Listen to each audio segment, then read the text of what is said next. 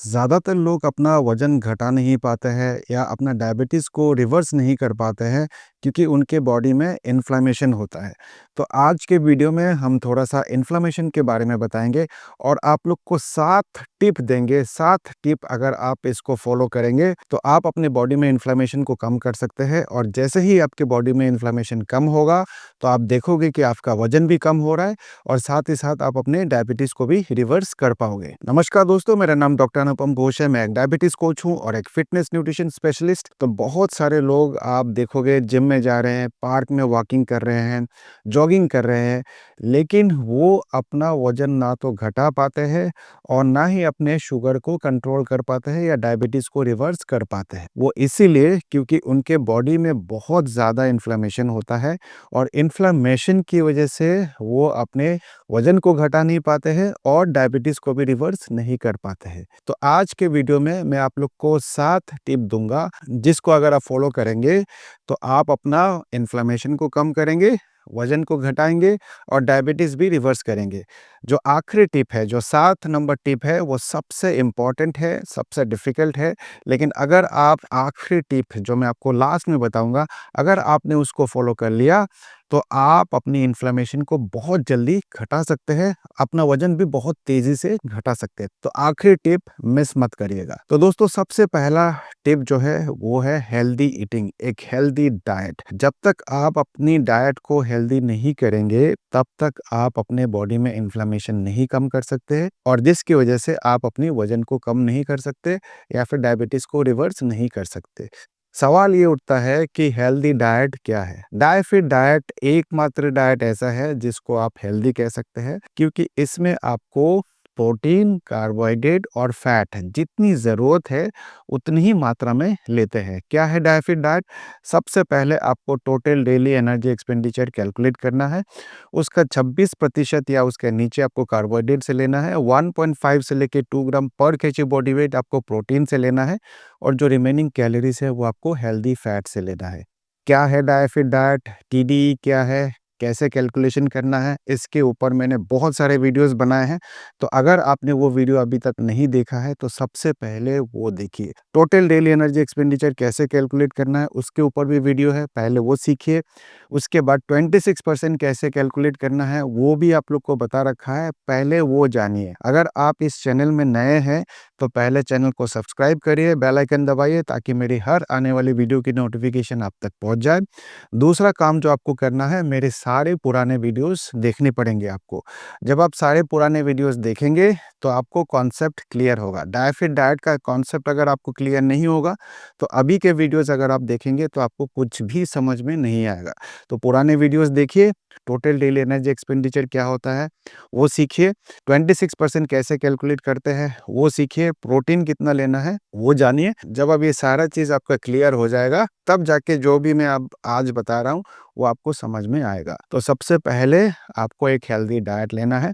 इस डाइट में आपको शुगर, जो बाहर के खाना है वो आपको अवॉइड करना है। हेल्दी फैट लेना है, ऑप्टिमम अमाउंट में प्रोटीन लेना है।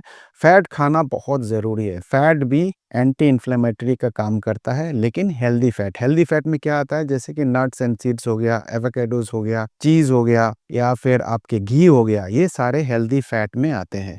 प्रोटीन एंटी इन्फ्लेमेटरी का काम करता है।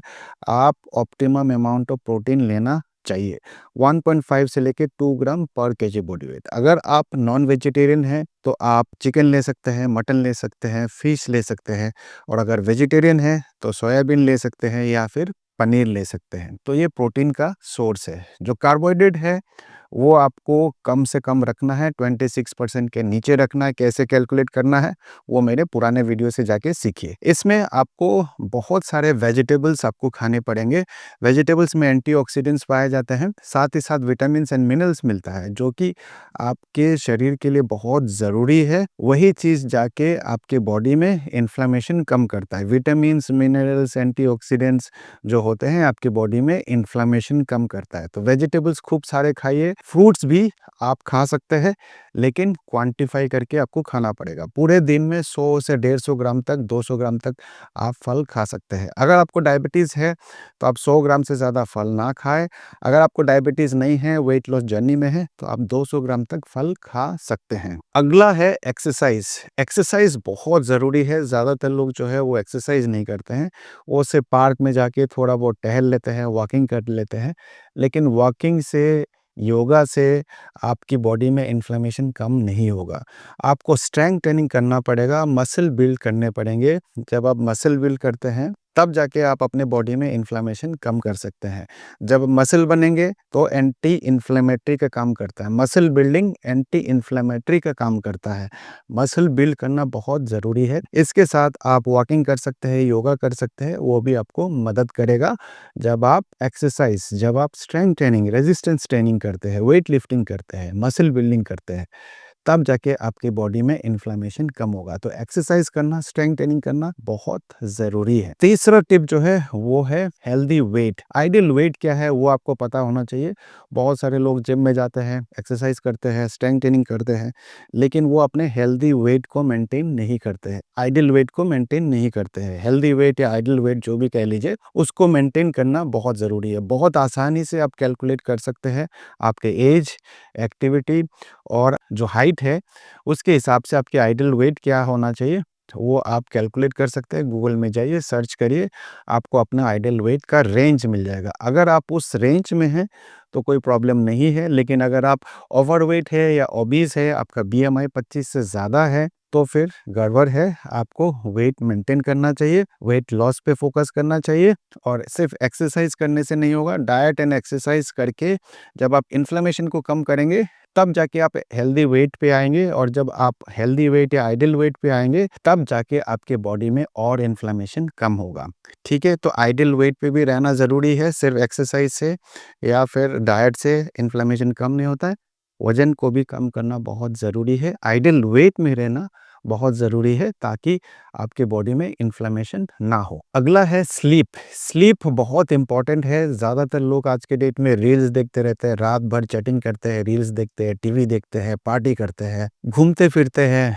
तो अगर आपकी लाइफ़स्टाइल भी ऐसा है, तो फिर आपकी बॉडी में इन्फ्लेमेशन होना निश्चित है। तो अगर आपको इन्फ्लेमेशन कम करना है, वेट लॉस करना है, डायबिटीज़ रिवर्स करना है, तो एक प्रॉपर स्लीप लेना बहुत ज़रूरी है। 7 से 8 घंटा सोना बहुत ज़रूरी है। जब तक आप 7 से 8 घंटा सही तरीके से नहीं सोएँगे, साउंड स्लीप नहीं लेंगे, तो बॉडी में इन्फ्लेमेशन नहीं होगा। जब भी आप सोते कम हैं या साउंड स्लीप नहीं होता है, बॉडी में कॉर्टिसोल रिलीज़ होता है। जब भी कॉर्टिसोल रिलीज़ होगा, तो फिर बॉडी में हार्मोनल इम्बैलेंस होता है। हार्मोनल इम्बैलेंस होगा, तो फिर आपको इन्फ्लेमेशन होता है। तो इसीलिए एक अच्छी नींद लेना बहुत ज़रूरी है। अगला टिप है स्ट्रेस को कम करना। बहुत सारे लोग जो है छोटे-छोटे बातों पे स्ट्रेस ले लेते हैं।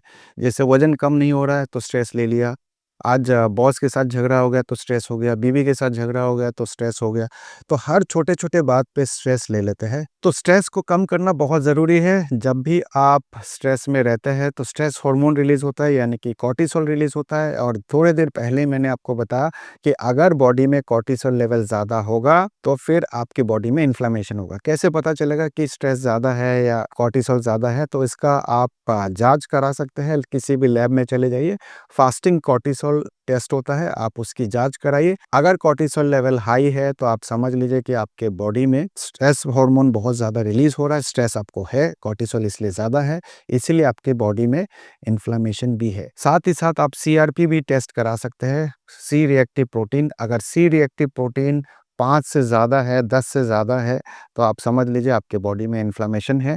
और इन्फ्लेमेशन है, तो फिर आपको ये सारे चीज़ पे काम करना पड़ेगा, स्ट्रेस कम करना पड़ेगा। अगला टिप जो है वो है क्विट स्मोकिंग और ड्रिंकिंग अल्कोहल। आपको अल्कोहल क्विट करना पड़ेगा, आपको स्मोकिंग क्विट करना पड़ेगा। जब भी आप स्मोक करते हैं या ड्रिंक करते हैं, चाहे वो वाइन ही क्यों ना हो, आपके बॉडी में बहुत सारे हार्मोनल चेंजेस होते हैं, ऑक्सीडेटिव स्ट्रेस बढ़ जाते हैं और जिसकी वजह से इन्फ्लेमेशन होता है। अगर इन्फ्लेमेशन होगा तो वेट लॉस नहीं कर पाएँगे, डायबिटीज़ रिवर्स नहीं कर पाएँगे। तो इसीलिए सिगरेट छोड़ना पड़ेगा, आपको दारू पीना छोड़ना पड़ेगा। तो क्विट स्मोकिंग एंड अल्कोहल, तभी जाके आपके बॉडी में इन्फ्लेमेशन कम होगा।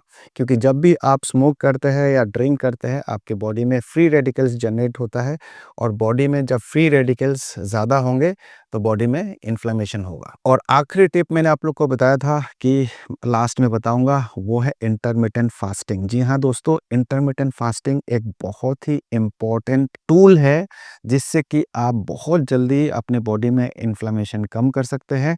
और जैसे ही इन्फ्लेमेशन कम होगा तो आपका वजन भी तेज़ी से घटेगा, साथ ही साथ आपका डायबिटीज़ भी रिवर्स होगा। क्या है इंटरमिटेंट फास्टिंग? इंटरमिटेंट फास्टिंग कुछ नहीं है, ये एक टूल है।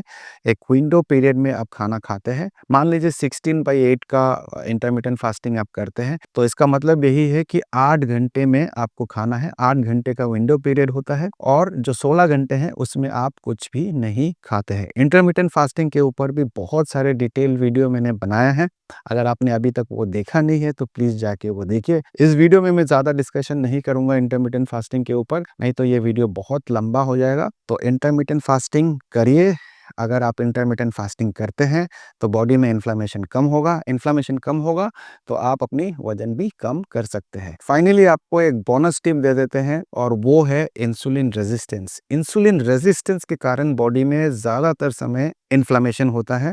तो इंसुलिन रेजिस्टेंस को ठीक करना है। इंसुलिन रेजिस्टेंस को कैसे ठीक करेंगे? जितने भी चीज़ मैंने अभी आपको बताया, 7 पॉइंट्स जो मैंने अभी आपको बताए हैं, वो है diet, exercise, healthy weight, sleep, stress, quit alcohol and smoking और इंटरमिटेंट फास्टिंग। ये सारे चीज़ जब आप करेंगे तो आपके बॉडी में जो इंसुलिन रेजिस्टेंस है वो कम होगा। इंसुलिन रेजिस्टेंस है या नहीं है कैसे पता चलेगा? उसके लिए एक टेस्ट आता है, फास्टिंग इंसुलिन। अगर आप फास्टिंग इंसुलिन करते हैं और उसकी एक कैलकुलेशन होता है HOMA-IR। HOMA-IR अगर आपका 1 से ज़्यादा है तो आपको इंसुलिन रेजिस्टेंस है, और 3 से ज़्यादा है तो बहुत ज़्यादा इंसुलिन रेजिस्टेंस है। HOMA-IR अगर आपका 3 से ज़्यादा है तो इसका मतलब है कि आपके बॉडी में बहुत ज़्यादा इन्फ्लेमेशन है, आपको इंसुलिन रेजिस्टेंस है। HOMA-IR कैसे कैलकुलेट करते हैं, इसके ऊपर भी डिटेल वीडियो बनाया है। तो अगर आप लोग को ये सारा चीज़ समझना है तो मेरे पुराने वीडियो सारे देखने पड़ेंगे। सारे वीडियोस ज़रूर देखिए, और तभी जाके आपको सारा चीज़ क्लियर होगा। नहीं तो आप अगर एक ही वीडियो देखेंगे तो आपको हमेशा कुछ ना कुछ डाउट रहेगा। इसके बावजूद अगर आप अपना वजन को कम नहीं कर पा रहे, अपने डायबिटीज़ को रिवर्स नहीं कर पा रहे, तो आप हमारा कोचिंग प्रोग्राम भी ज्वाइन कर सकते हैं। नीचे जो नंबर आपको दिख रहा है, इस नंबर पे फ़ोन करके आप हमारे वेट लॉस प्रोग्राम के बारे में या डायबिटीज़ रिवर्सल प्रोग्राम के बारे में भी अधिक जानकारी प्राप्त कर सकते हैं। वीडियो को ज़्यादा से ज़्यादा शेयर करिए, क्योंकि बहुत सारे लोग अपना वजन घटाना चाहते हैं, डायबिटीज़ रिवर्स करना चाहते हैं, लेकिन बॉडी में इन्फ्लेमेशन के कारण वो अपना वजन घटा नहीं पाते हैं, ना ही अपना डायबिटीज़ को रिवर्स कर पाते हैं। तो इस वीडियो को जब आप शेयर करेंगे, जब उन तक ये सारा नॉलेज पहुंचेगा, तब वो भी अपना बॉडी का इन्फ्लेमेशन कम कर सकते हैं, वजन घटा सकते हैं, डायबिटीज़ रिवर्स कर सकते हैं। तो वीडियो को ज़्यादा से ज़्यादा शेयर करिए, और उम्मीद करता हूँ इस वीडियो से भी आपने कुछ ना कुछ अच्छा सीखा होगा। मिलेंगे एक नए वीडियो में, तब तक के लिए बाय बाय, टेक केयर, जय हिंद।